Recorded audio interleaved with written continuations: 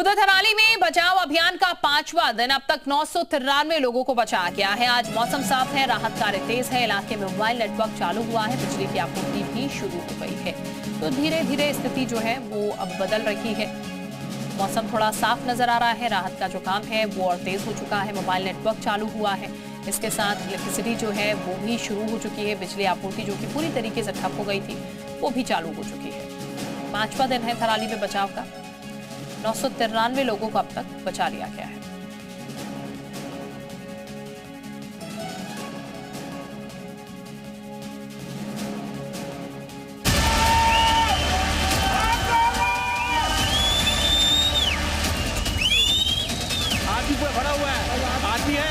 उत्तराखंड के हर्षिल की ये तस्वीरें इस बात की गवाही हैं कि 5 अगस्त को यहाँ आई आपदा कितनी भयंकर थी। देखते ही देखते यहाँ पर एक झील बन गई और फ्लैश फ्लड का पानी इसमें जमा हो गया। लेकिन हादसे के 5 दिन बाद यहाँ पर सबसे बड़ी चुनौती दूर दूर तक फैला ये मलबा है।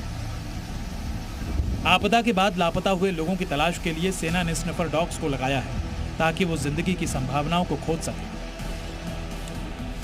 वहीं हाईटेक ग्राउंड पेनिट्रेशन रडार का भी इस्तेमाल किया जा रहा है। थर्मल इमेजिंग कैमरे से भी खोज अभियान को आगे बढ़ाया जा रहा है। सर्च एंड रेस्क्यू टीम का हिस्सा है। अभी हम हर्षिल के लोअर कैंप। वहीं गंगनानी में क्षत विक्षत हुए पुल को फिर से बनाने का काम जारी है। अभियान की गति को देखते हुए उम्मीद है कि आज शाम तक पुल का काम पूरा हो जाएगा। थराली तक राहत पहुंचाने की तमाम कोशिशें हो रही हैं। हवाई मार्ग से लगातार सेना की तरफ से वहां पे लोगों को मदद की जा रही है, लेकिन सड़क मार्ग पे दिक्कतें हैं। सड़क मार्ग पे फिलहाल मैं गुगनानी के पास हूं और यहां से जब हम आगे बढ़ते हैं तो यहां पर आप मेरे दाहिने तरफ देखेंगे, इस पुल का निर्माण किया जा रहा है। युद्ध स्तर पर बीआरओ यहां पर लगी हुई है। इसके अलावा सेना भी लगाई गई है मदद के लिए ताकि जल्द से जल्द इस पुल का निर्माण करा दिया जाए। बड़ी बड़ी मशीनें यहां बुलाई गई हैं, लेकिन इस बीच और कितना वक्त लग सकता है। वक्त की बात इसलिए हम बार बार कह रहे हैं क्योंकि जब सड़क का निर्माण हो जाएगा उसके बाद जो जमीनी स्तर पर मदद है वो और तेजी से पहुंचेगी। बेहद मुश्किल परिस्थिति में काम कर रही टीम के लिए हौसला बढ़ाने वाली बात यह है कि अब तक 993 लोगों को बचाया जा चुका है। रेस्क्यू ऑपरेशन में हेलीकॉप्टर की मदद ली जा रही है। बेघर हुए लोगों को अस्थायी कैंप में ठहराया जा रहा है। लोगों की दवा से लेकर हर जरूरत पूरी की जा रही है। उत्तराखंड के डीजीपी ने बताया कि आज सुबह सुबह बचाव का काम शुरू कर दिया गया। मौसम साफ होने की वजह से थोड़ी मदद भी मिली। आज भी जो है सुबह से वेदर क्लियर मिलने पर बहुत अच्छी हमारी जो सॉर्टीज थी वायुसेना की और युकाडा की, उनके थ्रू कई जो हमारे यात्री बचे हुए थे उनको निकाल लिया गया है और साथ ही बहुत भारी संख्या में सप्लाईज, राशंस और सारी जो आवश्यक सामग्री है वो पहुंचा दी गई है।